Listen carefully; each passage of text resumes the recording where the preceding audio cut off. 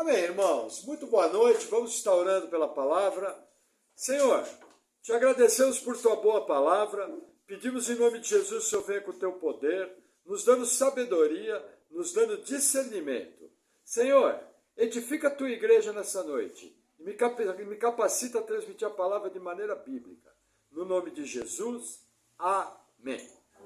Amém, irmãos? Veja, essa noite nós vamos abrir uma lacuna na nossa exposição do Evangelho de Lucas. E hoje nós vamos estar falando sobre o tema Deus nos deu a sua palavra. O que acontece? Há uma ou duas semanas atrás, numa das palavras de quarta-feira, surgiram algumas perguntas sobre a questão da tradução da Bíblia, sobre a questão do nome de Jesus, sobre a questão das inspirações. E o que acontece? Hoje em dia, com a internet é uma bênção, a internet é uma maravilha. Se bem usada, ela pode ser usada sim para a edificação da igreja, é uma ferramenta válida e importante, desde que você consulte bons autores. Tem muita gente falando muita besteira e muita coisa que não deve na internet.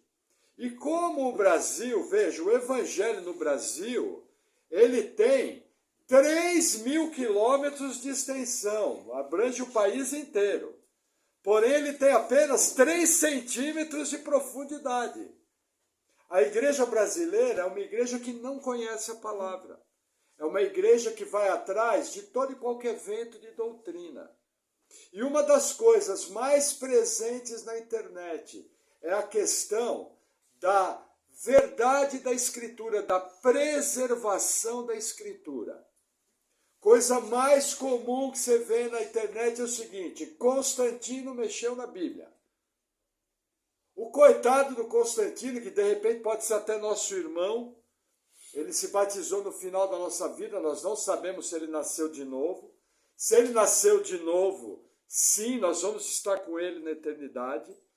Mas dizem que ele mexeu em tudo. Agora, a grande questão é o que a Bíblia fala sobre o assunto. Então, para iniciar nosso trabalho, veja, nós temos um estudo na internet, no canal da nossa igreja, um estudo muito antigo chamado Traduções Bíblicas. Esse estudo é um estudo apenas em áudio. Muito antigo, qualidade de áudio ruim. Eu até acho o pregador que sou eu naquela época meio ruim também, mas dá para, dar uma passada, nós temos sempre que estar avançando. E aí o que acontece? Nós vamos estar trazendo 2 estudos. No dia de hoje eu vou falar do tema baseado no Antigo Testamento. E no domingo, dia 29 de maio, se for a vontade do Senhor, eu vou estar trazendo a segunda palavra sobre o Novo Testamento. Amém? Então vamos iniciar o nosso estudo. Apocalipse, capítulo 20, versículo 11. Diz assim: E vi um grande trono branco, e o que estava sentado sobre ele, de cuja presença fugiu a terra e o céu, e não se achou lugar para eles. E vi os mortos, pequenos e grandes, que estavam diante de Deus, e abriram-se os livros, e abriu-se outro livro, que é o da vida. E os mortos foram julgados pelas coisas que estavam escritas nos livros, segundo as suas obras. Versículo 15. E aquele que não foi achado escrito no livro da vida foi lançado no lago de fogo. Até aqui. Veja, irmãos, esse aqui é um quadro do chamado julgamento do trono branco. Nesse julgamento, todos os mortos ressuscitarão e estarão diante do trono de Deus. Eu não vou dar maiores detalhes. E aí vão se abrir 2 conjuntos de livros. O primeiro, o livro da vida. E também vai ser aberto o livro das obras das pessoas. E as pessoas vão ser julgadas segundo suas obras. Aquilo que elas fizeram aqui. segundo os seus pecados. E aquele que não foi encontrado no livro da vida vai ser lançado no lago de fogo pela eternidade. A grande questão é o quão precisam ser esses livros. Pode haver alguma dúvida no livro da vida? Pode haver alguma dúvida no livro das obras das pessoas? Por que não pode haver alguma dúvida? Quem garante a confiabilidade desses livros? Quem garante? Deus. Por que você confia que o seu nome vai estar escrito no livro da vida do Cordeiro? Por que você tem essa confiança? É uma pergunta retórica. Porque você confia que o Deus Todo-Poderoso vai preservar o seu nome no livro da vida, correto? E que quando esse livro for aberto, ninguém adulterou esse livro. Correto? Estão me acompanhando? E por que você crê nisso? Porque o próprio Deus garante isso. O que Jesus fala? De maneira nenhuma riscarei o seu nome no livro da vida. Se Jesus fala, ele cumpre. Você confia que o que Jesus está falando, quando não vai riscar o nome do livro da vida, ele está falando a verdade? Você confia nisso? Amém. Então vamos agora a um outro conjunto de textos. Então grava isso. Quem garante que o livro da vida e o livro das obras é confiável é Deus. Quem garante que o seu nome vai estar no livro da vida lá é Jesus Cristo, Deus Filho. Fechou? Então vamos agora ao Salmo de número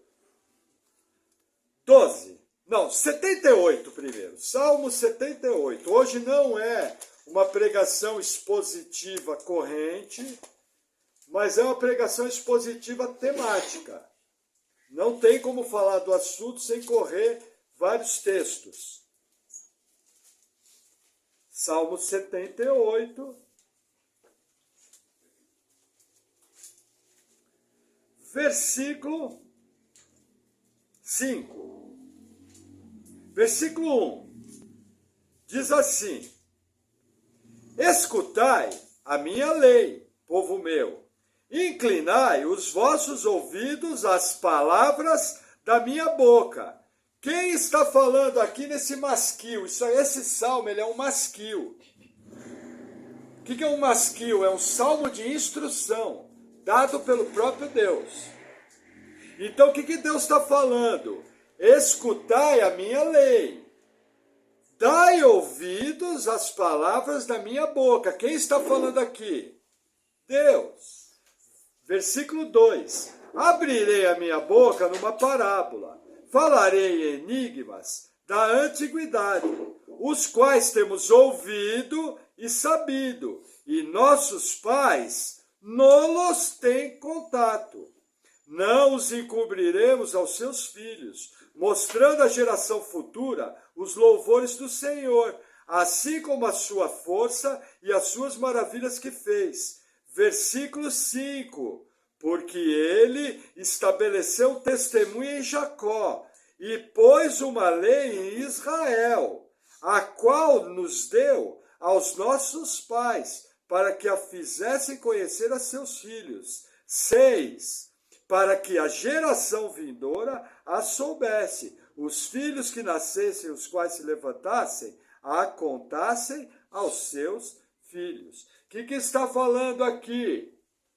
Que Deus nos deu uma palavra, a sua lei. Quem deu? Foi Ele. Que lei é essa? A Bíblia. Para quê? Para que fosse contado às demais gerações. Quem deu a Bíblia? Deus. Vamos agora a Salmo 12.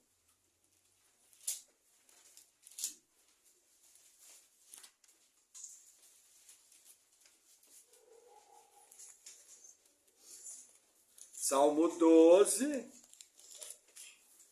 versículo 6. As palavras do Senhor, ó, Senhor aqui é Jeová, pode ver que está tudo em caixa alta na sua Bíblia. É um dos principais nomes de Deus, o Deus Salvador, Jeová. São palavras puras, como prata refinada em fornalha de barro, purificada 7 vezes. O que está falando aqui? Que a Bíblia é pura. Refinada 7 vezes, fala, é o símbolo de uma obra completa do Senhor. Lembra do número 7? 7 é número de plenitude, 12 é número de plenitude. Então, o que o Salmo está nos dizendo? Que a Bíblia é pura. Agora, olha o versículo 7. Tu os guardarás, Senhor, desta geração os preservarás para sempre. O que a Bíblia está nos dizendo? Que Deus, além de nos dar a palavra pura, iria preservar a sua palavra, a Bíblia. Qual é a pergunta que eu quero falar para você, fazer para você? Você confia que o seu nome vai estar no livro da vida do Cordeiro? Por causa do poder de Deus? Concorda que esse versículo garante que a Bíblia é a pura palavra de Deus e que Deus iria preservá-la? Irmãos, o que eu quero ensinar? Aprenda uma coisa. Quem aqui confia que Jesus ressuscitou? Quem confia na imaculada concepção de Jesus? Quem confia que um dia Jesus vai voltar? Por que você confia nisso? Você viu? Você estava lá quando Jesus ressuscitou? Quando houve a visitação do anjo Gabriel, você estava lá? Por que você confia? Vou te responder a outra pergunta retórica. Porque um livro chamado Bíblia te ensinou isso, correto? Você confia que a Bíblia falou a verdade quando Jesus ressuscitou? Por que você confia nisso? Por causa dessa passagem. Versículo 7. Tu os guardarás, Senhor, dessa geração os preservarás para sempre. Irmãos, a doutrina da pureza e da preservação das Escrituras é uma doutrina tão importante como a doutrina que nos ensina a Imaculada Concepção, a ressurreição de Jesus, a glorificação, a justificação pela fé. A preservação das Escrituras é uma doutrina. Se você não crê que a Bíblia foi preservada, pode jogar sua Bíblia no lixo. Vai cuidar da vida. Ninguém garante todo o resto. É doutrina. É base de fé. Se você disser que Constantino ou qualquer homem mexeu na Bíblia, sabe o que você está dizendo? Que o Deus que você crê não é Deus. Porque ele não pôde cumprir essa promessa dos Salmos.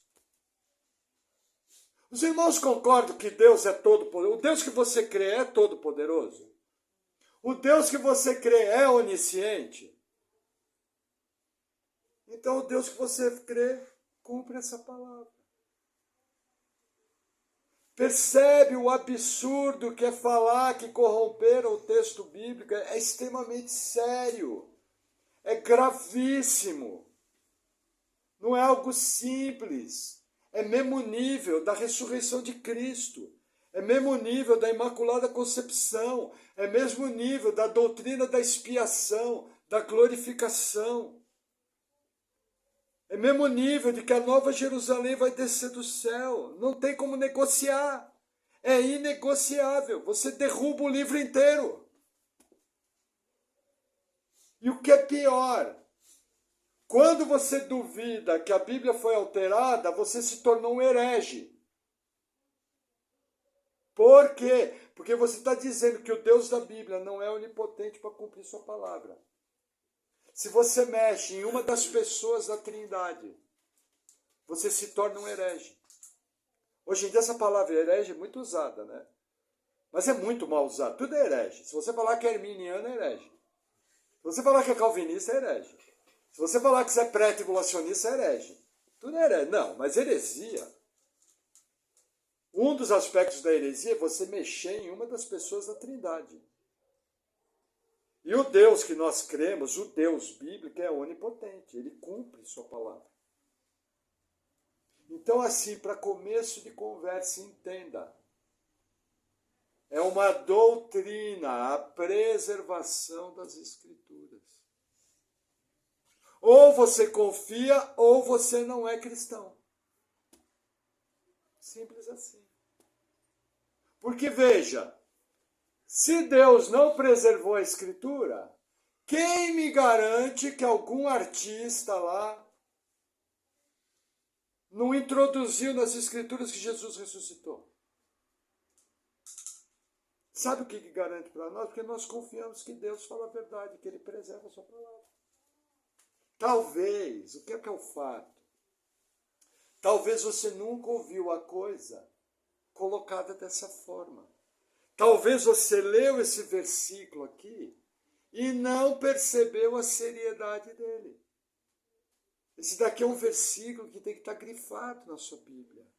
É a base da sua fé. Para você crer que Jesus ressuscitou, você precisa crer primeiro nesse versículo. Que Deus ia guardar a sua palavra, que sua palavra era pura. O que é algo puro? É algo sem mistura. Pureza aqui é algo que não é adulterado. Entenderam a seriedade da passagem? Então, assim, todas as vezes que você ouvir que mexeram na Bíblia, lembra, um herege está falando. E nós não devemos dar ouvido a herege.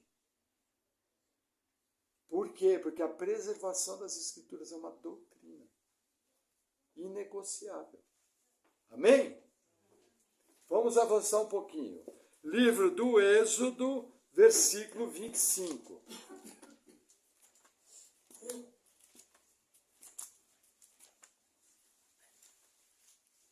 Veja que interessante. Livro do Êxodo, versículo 25. Não, capítulo 25, perdão, que gafe. Êxodo 25, versículo 18. Diz assim a palavra do Senhor. Farás também 2 querubins de ouro batido os farás, as duas extremidades do propiciatório. Espera lá.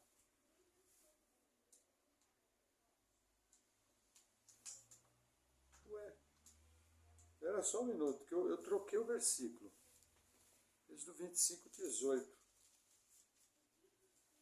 Espera lá.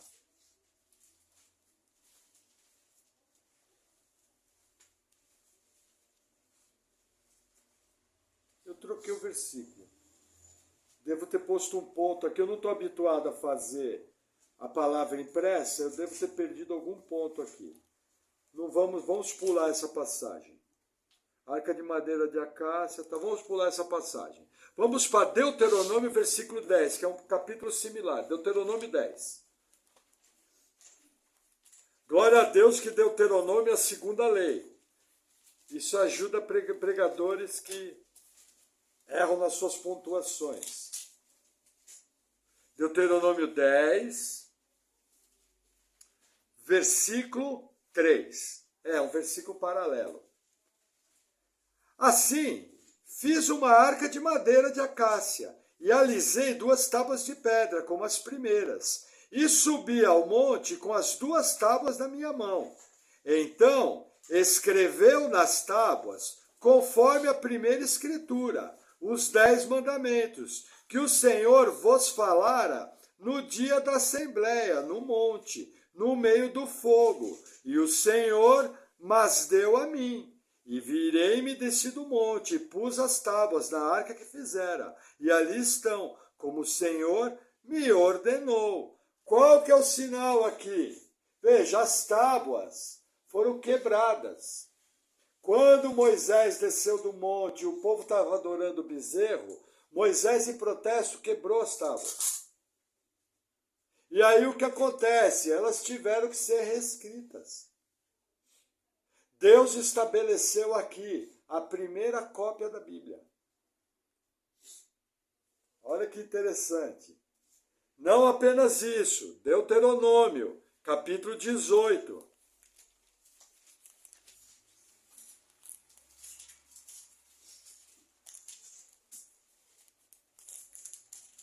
Não, Deuteronômio 17, versículo 18.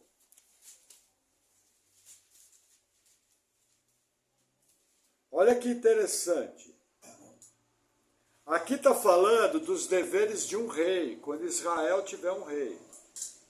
Será também que, quando se assentar sobre o trono do seu reino, então escreverá para si num livro um translado dessa lei, do original, que está diante dos sacerdotes levitas, e o terá consigo, e nele terá todos os dias da sua vida, para que aprenda a temer ao Senhor seu Deus, para guardar todas as palavras dessa lei e esses estatutos para cumpri-los. Até aqui. Veja que interessante, o que Deus está fazendo aqui? Deus está instituindo a prática das cópias. Eu pergunto, a lei de Moisés e os 10 mandamentos originais existem hoje? Vou te explicar por que não existe. Era escrito em papiro. Papiro é um material de junco. Junco é algo parecido. Sabe taboa? Que tem nos nossos brejos, taboa. Junco é uma espécie, a taboa é uma espécie de junco. Extremamente fibrosa. E ela era tratada e formavam folhas. Esse material é extremamente frágil. As tábuas de aliança se perderam. Uma pergunta, o Deus que você crê é onisciente? Ele não só conhece o futuro, mas ele escreveu o futuro. Fechou? Vocês estão percebendo que nós estamos caminhando por doutrinas bíblicas? Aí eu pergunto, Deus sabia que as cópias da lei iam apodrecer? O que ele fez? Ele não tem uma promessa de preservação? Nós vemos junto. Deus criou as cópias. Por que isso é importante? Isso aqui é um original ou é uma cópia? E da onde ela foi traduzida? Era o original ou era uma cópia? Uma cópia. E da onde a cópia de que foi traduzido foi copiada? De mais cópias, até chegar a 4.000 anos atrás. Por que isso é importante? Irmãos, com todo respeito, mas tem hora que eu fico pilhado. Vem o Zé Mané, vem o Zé Ruela e vem falar, mas a Bíblia é feita de cópias. Então tá bom, então você faz o seguinte, já que você é tão esperto, então vai discutir com Deus, porque Deuteronômio 17, versículo 18 mostra que quem criou as cópias foi Deus. E ao fazer cópias, eu estou obedecendo a palavra de Deus. Amém? Percebe como a turma é boca fácil? E como você vai, irmãos? Não entenda errado a palavra que eu vou falar. Não dê ouvidos a qualquer imbecil que falar contrário à Bíblia. Sabe o que quer dizer o imbecil? O imbecil é aquela pessoa que pode pensar, mas não pensa. E que fala das coisas sem ter conhecimento. Falar uma coisa para vocês. Talvez não seja todo mundo, mas acho que todos aqui nessa sala não sabiam que quem inventou as cópias foi Deus. Quem sabia disso? Ninguém. Percebe o quanto nós precisamos aprender da palavra de Deus? Por que Deus fez isso? Deus sabe a limitação humana. Deus sabe a limitação dos materiais. Deus sabe das coisas. E essas cópias vão atravessar anos. Vamos avançar mais um pouquinho no nosso raciocínio. Vamos agora para o livro do profeta Jeremias, capítulo 36. Nós estamos viajando aqui 1000 anos. Jeremias 36.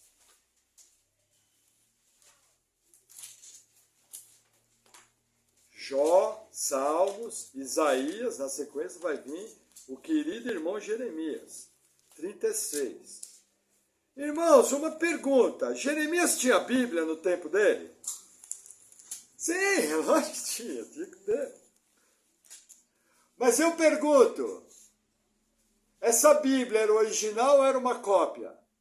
Era uma cópia, era impossível, olha que legal. É que talvez você nunca olhou por esse lado. Hoje você vai sair daqui pensativo.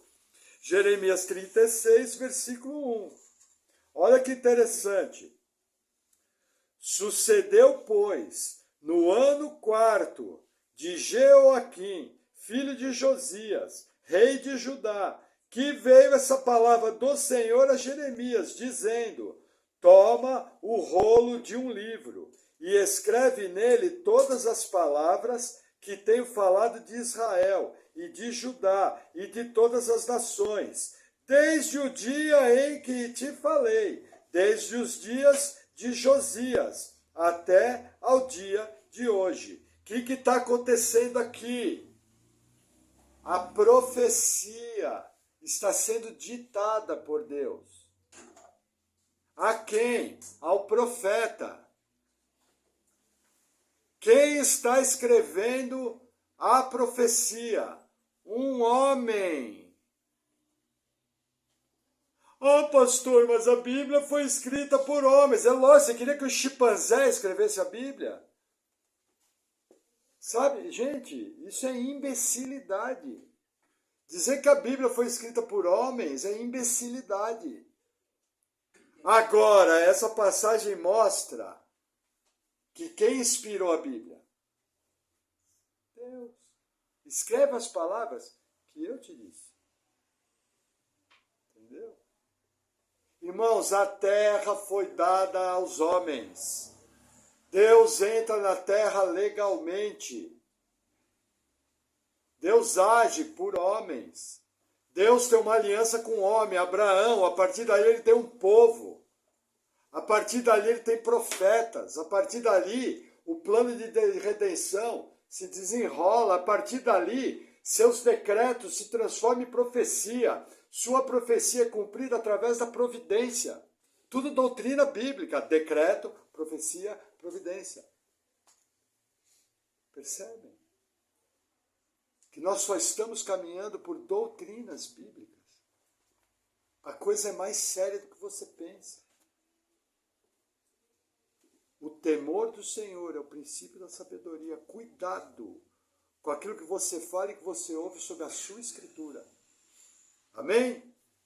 Vamos lá. Mesmo Jeremias 36, versículo 28. Vamos lá. Eu vou ter que acelerar um pouco porque tem bastante texto. Toma ainda outro rolo e escreve nele todas aquelas palavras que estavam no primeiro rolo, que queimou Jeoaquim, rei de Judá. Versículo 32. Tomou, pois, Jeremias outro rolo e deu a Baruque, filho de Nérias, o escrivão, o qual escreveu nele, da boca de Jeremias, todas as palavras do livro que Jeoaquim, rei de Judá, tinha queimado no fogo. E ainda se lhes acrescentaram muitas palavras semelhantes. O que está acontecendo aqui? O rolo foi dado para Jeoaquim. Jeoaquim estava na residência de inverno. Diante dele tinha um braseiro. Ele pegou uma lâmina, picou o rolo e queimou, desprezando a profecia. Eu pergunto, na história humana já foram destruídas cópias da Bíblia? Não, muitas e muitas cópias. O que Deus faz? Escreve outra cópia. Como? Idêntica à cópia interior. Quem manda fazer isso? Deus. Está entendendo? E aqui olha que interessante. Aqui você vê a doutrina da inspiração na forma mais plena dela, porque na primeira passagem, Deus ditou as palavras. Na segunda passagem, quem está ditando é o profeta Jeremias, para um terceiro, Baruque, filho de Nérias. Aí eu pergunto, quem é que garante que Jeremias não mentiu? Não é uma boa pergunta? Porque Deus falar, eu acredito, não acredito? Mas e se é um homem? Homens mentem? Sim ou não? Sim. Jeremias mentiu? Sim ou não? Deixa eu perguntar, você estava lá?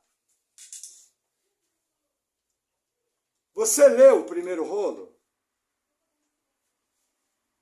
Você viu Jeremias ditando? Como é que você me garante que ele não mentiu? Acabei de responder. Você me garante que ele não mentiu porque Deus garantiu que ia preservar sua palavra. Percebeu na prática? Então, seguindo meu raciocínio, nós estamos vendo aqui na prática a doutrina da preservação, entender a seriedade. Os irmãos me perdoem as perguntas retóricas, mas eu quero que vocês entendam essa linha de raciocínio circular. Porque uma coisa leva a outra, tudo muito bem amarrado. E existem perguntas que às vezes eu não faço a mim mesmo, mas são perguntas importantes. Que, se corretamente respondidas de maneira bíblica, vão firmar a doutrina da preservação na sua mente. Entenderam? Eu pergunto, foi um homem que escreveu essa Bíblia aqui. Como é que eu sei que essa Bíblia é a verdade? Pelo mesmo motivo que eu sei que Jeremias falou as palavras certas para Baruque. Por causa de Jeremias, por causa da sociedade bíblica, não. Por causa que Deus prometeu que ia preservar a palavra. Fechou. Amém? Ah, pastor, mas podem ter mexido na Bíblia. Irmãos, esse negócio de tentar adulterar a Bíblia é a coisa mais velha que tem. Em toda a história humana, tentaram alterar a Bíblia, sabia? Sabia disso? Já teve muita gente que tentou adulterar a Bíblia. Olha que interessante. Na época de Jeremias, já tinha gente que adulterava a palavra de Deus. Mas vou te mostrar o que acontecia. Jeremias, capítulo 8.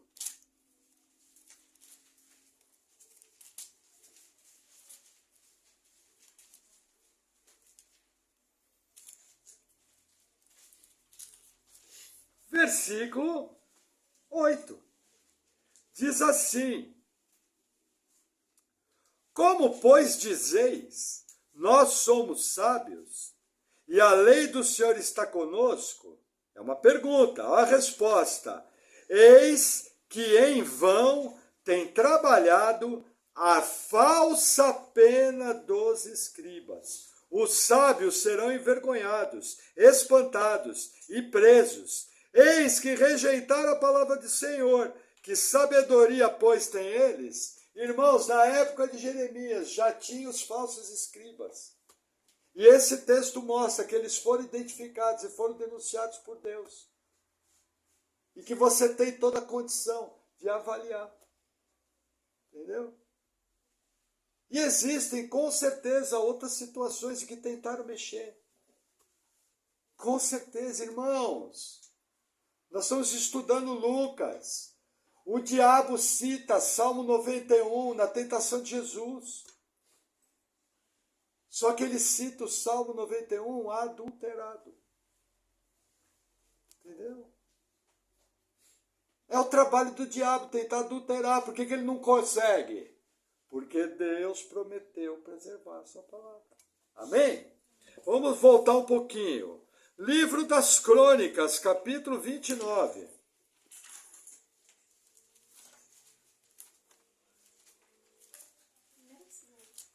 Primeiro Crônicas, perdão.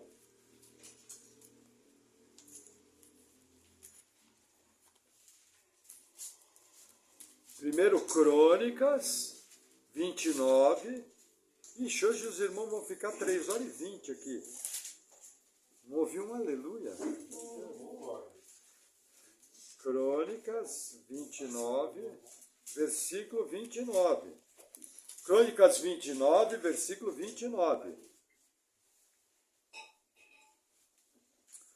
Os atos, pois, do rei Davi, assim, os primeiros como os últimos, eis que estão escritos nas crônicas de Samuel, o vidente, e nas crônicas do profeta Natã, e nas crônicas de Gade, o vidente. Você conhece Davi? Os atos dele estão escritos na Bíblia? Aonde que veio a fonte? Aqui, dos profetas. Vamos seguir, 2 Crônicas 9.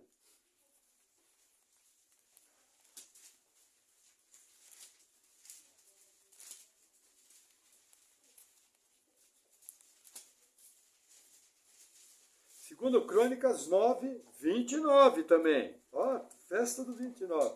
Segundo Crônicas 9, 29.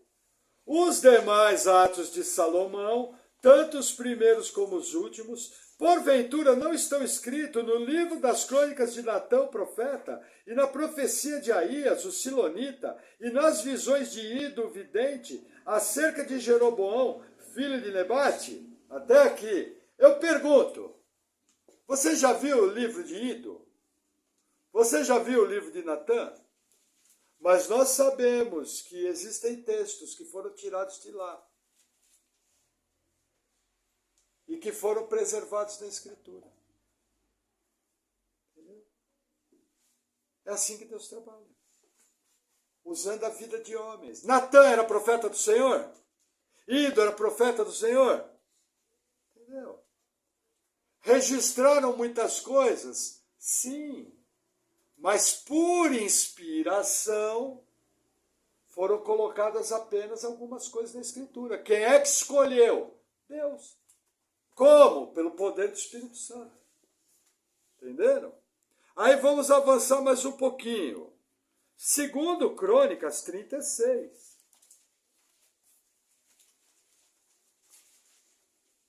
Versículo 17. Porque fez subir contra eles o rei dos caldeus, o qual matou seus jovens à espada, na casa do seu santuário, e não teve piedade nem dos jovens, nem das donzelas, nem dos velhos, nem dos decrépitos. A todos entregou a sua mão. E todos os vasos da casa de Deus, grandes e pequenos, os tesouros da casa do Senhor, os tesouros do rei, os seus príncipes, levou para a Babilônia. E queimaram a casa de Deus, e derrubaram os muros de Jerusalém, e todos os seus palácios se queimaram a fogo, destruindo também todos os seus preciosos vasos. O que aconteceu aqui? Jerusalém caiu, e o templo foi queimado. Eu pergunto, dentro do templo do Senhor, o que tinha? Entre outras coisas, a Bíblia. Se o templo foi queimado, o que aconteceu com as cópias de Bíblia que estavam dentro do templo? Foram queimadas, correto? Então fechou a história. Não temos mais Bíblia, a Bíblia acabou. Correto? Não, por quê? Porque eu preservarei dessa geração. Ah, pastor, então me prova que a Bíblia não acabou na destruição do templo. Não é uma boa pergunta? Será que a Bíblia responde isso? Quer ver que legal? Vamos abrir à frente. Livro do profeta Daniel. Capítulo 9. Está tudo lá. Louvado a Deus louve a Deus porque Ele é fiel. Daniel 9.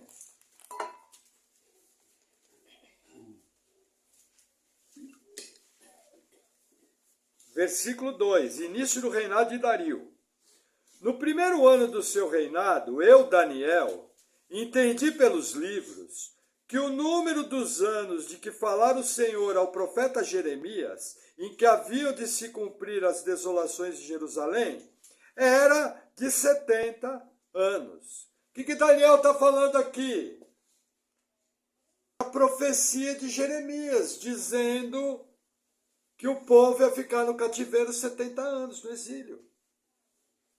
Aí eu pergunto, como é que ele leu isso aqui? Ele leu o que aqui? A profecia de Jeremias é o quê? Bíblia.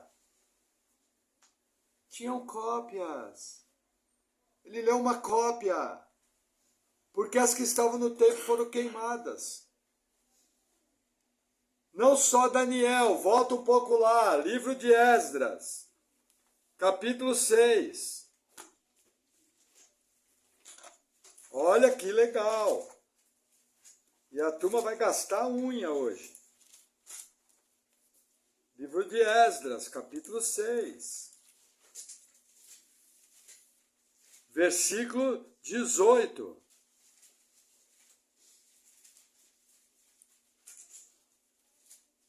Esdras 6, 18, diz assim: E puseram os sacerdotes das suas turmas, e os levitas das suas divisões, para o ministério de Deus em Jerusalém, vírgula, conforme ao que está escrito no livro de Moisés. Irmãos, aqui é meados de 460 a.C.,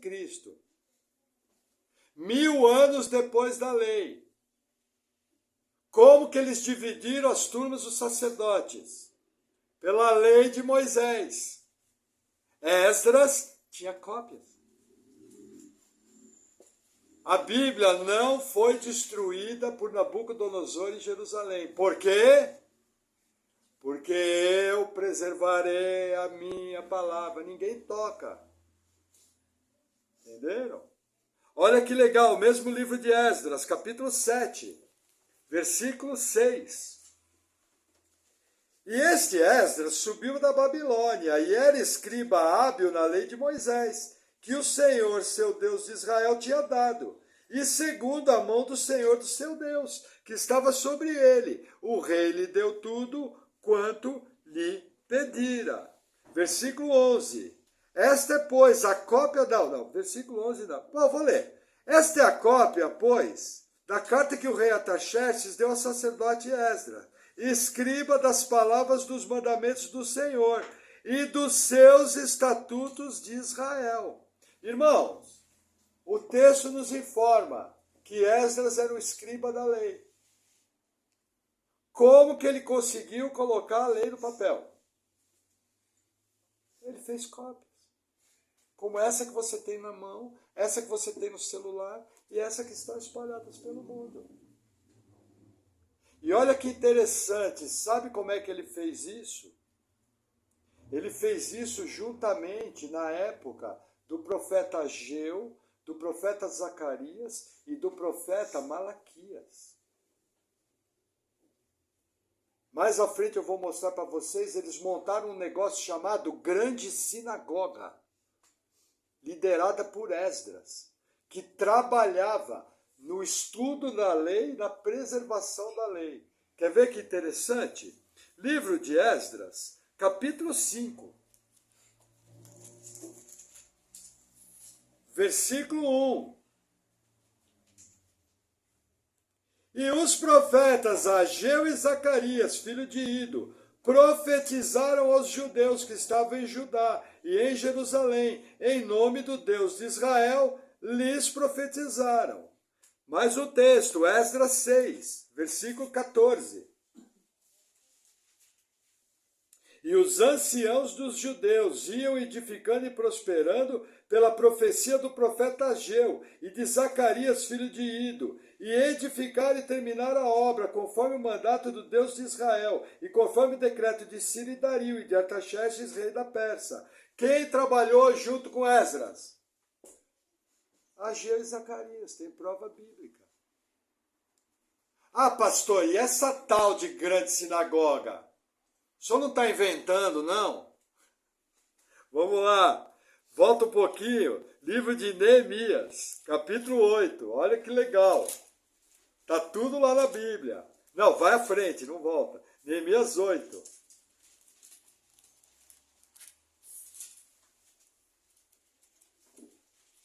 Versículo 4. Olha que legal.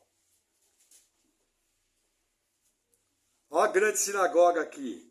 E Esdras, o escriba, estava sobre o púlpito de madeira, que fizeram para aquele fim, e estava em pé junto a ele. A sua mão direita, Matitias, Semá, Anaías, Urias, Ilquias, Maacéias, e a sua mão esquerda, Pedaías, Misael, Melquias, Assum, Asbadana, Zacarias e Mesulão. Versículo 7. E Jeshua, Bani, Serabias, Jamim, Acube, Sabetai e outros nomes. Versículo 13.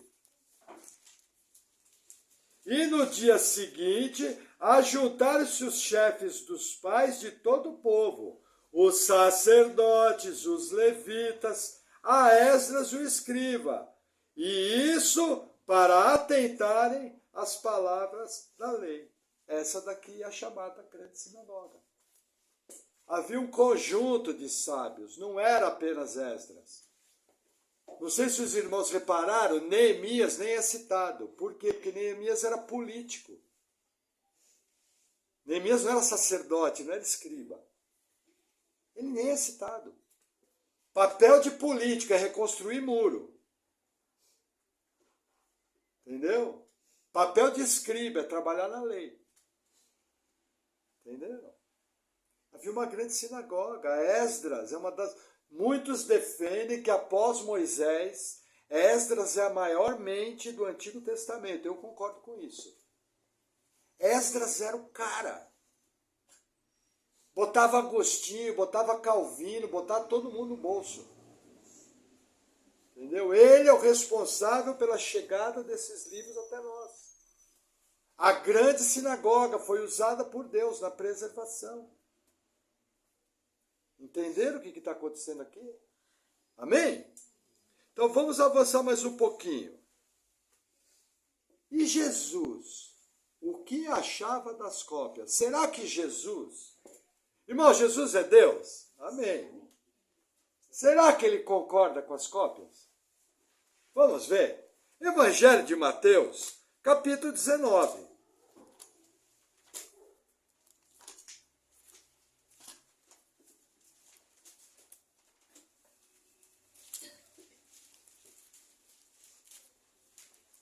Mateus 19,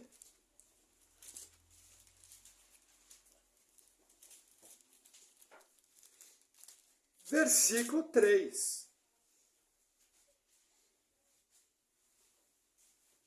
Então chegaram a ele os fariseus, tentando, dizendo-lhe: é lícito ao homem repudiar sua mulher por qualquer motivo? A resposta de Jesus. Ele, porém, respondendo, disse-lhes: não tendes lido que aquele que os fez do princípio, macho e fêmea os fez? E disse, portanto, deixará o homem pai e mãe, se unirá à mulher, serão os dois uma só carne. O que Jesus falou? Vocês leram na Bíblia? Que Bíblia que os fariseus poderiam ler? O original? Não, Jesus mandou ler o quê? Uma cópia. Como eu, como você. Quer ver? Tem mais um texto aqui. Mateus 21, 16.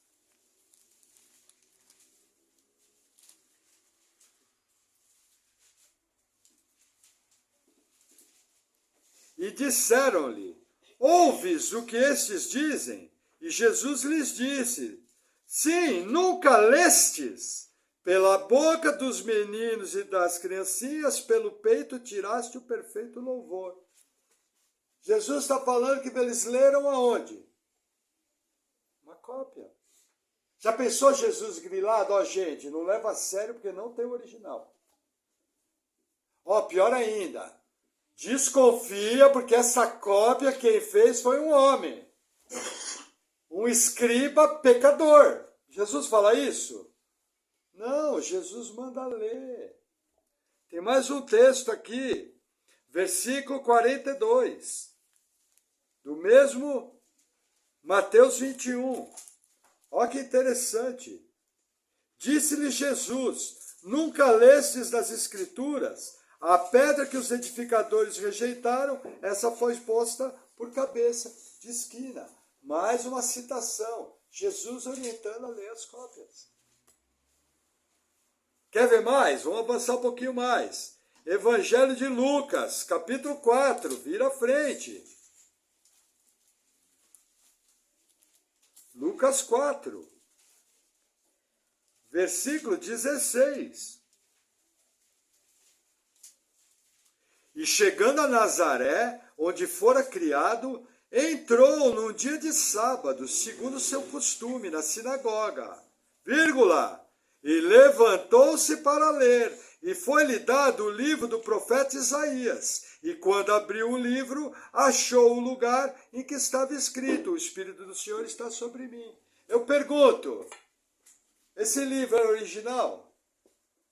Era o quê? Escrito por quem? O ser humano. Jesus rejeitou? Não, ele pegou e leu. Como eu estou fazendo aqui, percebe? Entende agora o peso da palavra imbecil? Por que eu usei uma palavra tão dura? É imbecilidade. Jesus usou cópia. E Jesus confiou que aquela cópia era fiel. Eu pergunto, se houvesse alguma falha no livro de Isaías, Jesus seria capaz de saber? Jesus é Deus? Ele é onisciente? Se houvesse fala na cópia, ele saberia? Entenderam? Eu estou querendo chegar.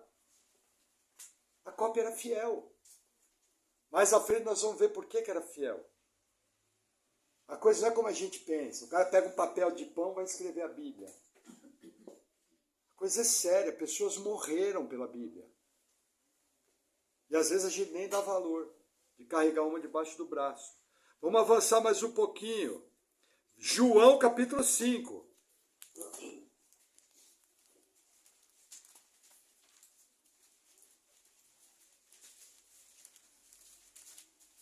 João 5.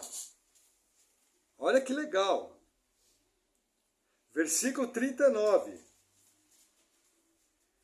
Examinai as Escrituras, porque vós cuidais ter nela a vida eterna, e são elas que de mim testificam. Eu pergunto, que escritura que eles tinham condição de examinar? Uma cópia original? O que Jesus manda fazer? Examina a cópia. Ele dá uma ordem, leia a cópia. Entende a seriedade que nós estamos falando? Olha que interessante, mesmo Evangelho de João, capítulo 10. Para quem diz que a Bíblia pode ser mudada. Olha o que o próprio Jesus vai falar. João 10, versículo 35.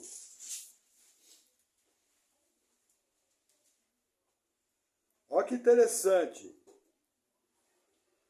Pois se chamou os deuses aqueles a quem a palavra de Deus foi dirigida, vírgula, e a Escritura não pode ser anulada. Doutrina da preservação. Não tem como anular a Escritura. Jesus pode mentir, irmãos? Duas pessoas da Trindade estão nos dando a doutrina da preservação. Quando falarem que mexeram na Bíblia, você pergunta, você crê em Jesus? Ó, eu creio, ó, ele falou que não pode ser anulada. Entendeu a seriedade? Provavelmente você passou por esse versículo, mas nunca olhou ele por esse aspecto. Entendeu? Mais um pouquinho à frente. Atos dos Apóstolos, capítulo 1. Já estou caminhando para o fim. João, logo depois Atos. Capítulo 1. Irmãos, antes de ler, Efésios 2, capítulo 20, fala o seguinte, que a igreja, eu e você, fomos edificados sobre o fundamento de apóstolos e profetas. Jesus leu os profetas. Os apóstolos não tinham escrito ainda. Aí vamos ver o que os apóstolos achavam da escritura. Atos, capítulo 1, versículo 16. Diz assim: Homens e irmãos, convinha que se cumprisse a escritura, que o Espírito Santo predisse pela boca de Davi, acerca de Judas, que foi o guia daqueles que o prenderam. Irmãos, o que Pedro está fazendo aqui? Citando a Bíblia. Como é que ele sabia? Porque ele tinha uma cópia. Capítulo 4, versículo 25. Texto conhecido. Que disse pela boca de Davi, seu servo, porque bramaram os gentios, e os povos pensaram coisas vãs. Versículo 28. Para fazerem tudo o que a tua mão e o teu conselho tinham anteriormente determinado, que se havia de fazer. Não, fechou. Em Atos foi isso. 2 citações que eu marquei. Irmãos, Pedro usou cópias. Quer mais uma? 2 Timóteo, capítulo 3. Lá na frente. 1 Timóteo, 2 Timóteo 3. Versículo 15. Um dos textos preferidos do seu pastor. Paulo está falando com Timóteo. Timóteo era um filho de judia que vivia no mundo grego.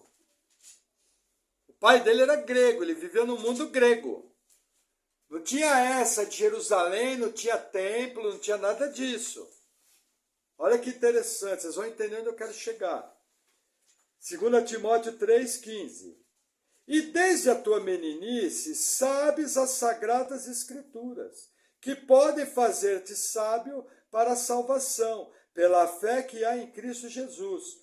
Toda a escritura é divinamente inspirada e proveitosa para ensinar, para repreender, para corrigir e para instruir em justiça. Eu pergunto, que escritura que Timóteo leu no mundo grego? Uma cópia.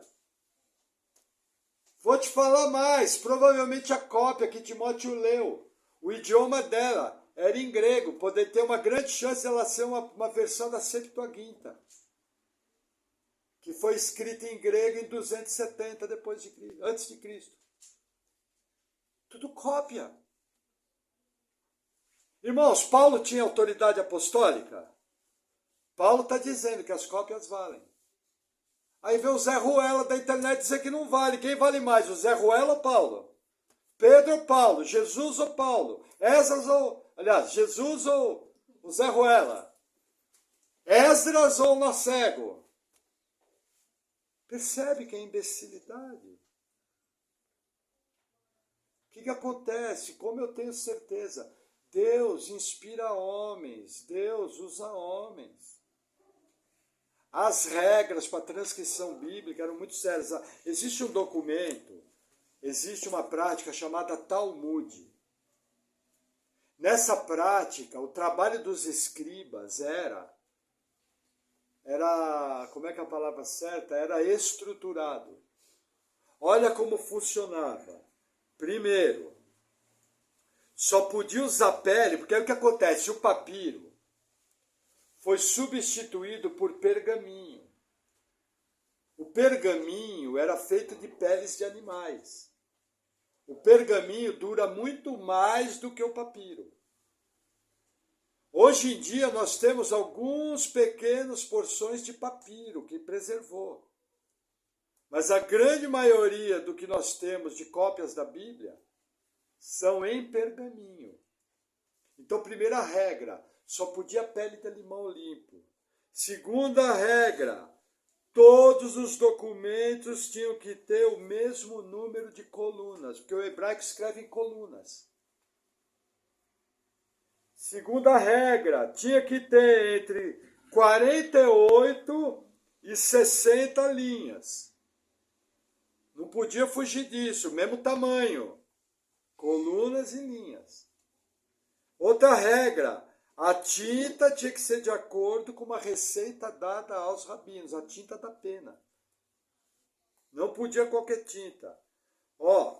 Nenhuma palavra ou letra deveria ser escrita de memória. Quando o escriba via uma letra, ele tinha que copiar ela segundo um padrão.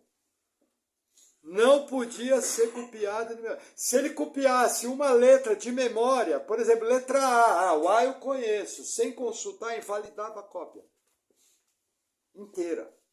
Jogava todo o material caríssimo fora. E é lógico que ele perdia o emprego, né? E até uma pena duríssima, está adulterando a lei do Senhor. Entenderam? Deuteronômio fala, não mexe na lei. Da mesma maneira que Apocalipse fala. Entendeu? Que mais? Se uma letra fosse omitida, fosse inserida ou encostasse na outra, a folha tinha que ser totalmente destruída. O que acontece? Ele copiava tudo, aquilo era conferido. Se uma letra encostasse na outra, ou se fosse omitida, ou se fosse colocada a mais, não tinha como corrigir, não podia apagar. Tinha que destruir a cópia, para não correr o risco de que uma cópia adulterada passasse à frente. Olha que interessante. 3 erros numa única página, poderia ser espalhado, mas numa única página, condenavam o manuscrito inteiro. Vamos dizer que eles estavam copiando o livro do profeta Jeremias. Se em uma folha encontrasse 3 erros, condenava o manuscrito inteiro. Todas as outras páginas eram condenadas. Mas elas estão certas, não importa, a regra condena tudo. Será que era fiel? Que mais? Uma revisão obrigatória por parte dos rabinos tinha que acontecer com no máximo 30 dias. Todo o Antigo Testamento que chegou até nós, chegou dessa maneira. Agora veja que interessante, que coisa maravilhosa. Nós não tínhamos acesso a muitos materiais. Mas em 1949, um pastorzinho de ovelhas entrou numas cavernas do deserto da Judéia. Que essas ovelhas tinham se perdido. De repente ele jogou umas pedras dentro para fazer com que as ovelhas saíssem se estivessem lá dentro. E ele ouviu um barulho diferente. E resolveu entrar para ver o que tinha lá dentro. E ele descobriu vasos lacrados. Quando esses vasos foram abertos, havia cópias da Bíblia, de todo o Antigo Testamento. Não sei se é exatamente todo, se me informar, mas de grande parte do Antigo Testamento. E quando eles compararam aquelas cópias, datadas do século VII, do século VI, do século V, antes de Cristo, o conteúdo das nossas Bíblias era idêntico. Não encontraram erros. Eu pergunto, Deus preservou sua palavra? Ele teve poder para cumprir? A promessa de Jesus que a Escritura não pode ser anulada se cumpriu? Até na arqueologia nós temos provas de que essa Bíblia que você carrega é fiel, ninguém mexeu, porque ninguém é mais poderoso do que o nosso Deus. Diante disso, irmão, para de gastar tempo com imbecis na internet. Gaste tempo com bons autores, de uma teologia segura, bons nomes, como Marcos Granconato, Augusto Nicodemos, Heber Campos Júnior, Hernandes Dias Lopes, Arival Dias Casimiro, e tantos outros, Jonas Madureira, Antônio Neto. Nós temos aí, se eu for falar aqui, uns 50 nomes vão vir, de gente boa, com boa teologia, que escreve certo, que faz tudo certo. Não perca tempo com esses imbecis, não perca tempo com judaizante. Judaizantes são um câncer. Nós não somos judeus, nós somos gentio. O Concílio de Jerusalém decidiu que nós não temos que circuncidar, nós não temos que guardar a lei. Nós temos apenas que nos abster dos alimentos sacrificados a ídolos e dos pecados sexuais. Entenderam? E do cuidado dos pobres do povo de Deus. Nós não somos judeu. Se o camarada é judeu, irmão, nem Deus, mas ele é messiânico, está errado. Não tem que guardar a lei, Gálatas explica. E por que não tem que guardar a lei? Porque o messiânico crê que só vai ser salvo se guardar a lei. Se alguém quer guardar sábado no seu culto pessoal, ele pode. Se alguém quer usar véu no seu culto pessoal, ele pode. Se alguém quer usar saia, cabelão, terno no seu culto pessoal, boné, bermuda, pode. Ele só não pode tornar isso salvítico. Qual é o erro dos messiânicos? Eles dizem que para ser salvo tem que guardar a lei. Acabou de rasgar toda a documentação de Paulo, joga Gálatas no lixo, joga Romanos no lixo. E o que é pior, se você infringir um artigo da lei, você está condenado pela lei inteira. E o que é pior, é contrário à Bíblia, porque a Bíblia ensina que a lei é impossível salvar. Então assim, irmãos, não perca seu tempo com essas coisas. Teve alguma dúvida? Você tem pastor para te ajudar e para cuidar da sua vida. Pergunte, vi tal coisa. Você já vai se orientar de vira a página, vai ler a Bíblia, vai fazer devocional, vai fazer bons estudos, vai crescer na fé, vai crescer no conhecimento do Senhor, se torna um crente mais maduro, um crente mais compromissado. Não deixe os imbecis da internet, do dia a dia, atrapalhar sua fé. É imbecilidade. Ele não vem falar nada disso que eu falei. Amém? Na nossa próxima palavra, daqui a 14 dias, se Deus quiser, nós vamos falar e mostrar como que o Novo Testamento chegou até nós. De que maneira nós temos a Bíblia completa. Hoje sabemos como o Antigo Testamento chegou. Na próxima palavra, como o Novo Testamento chegou. Amém? Vamos orar.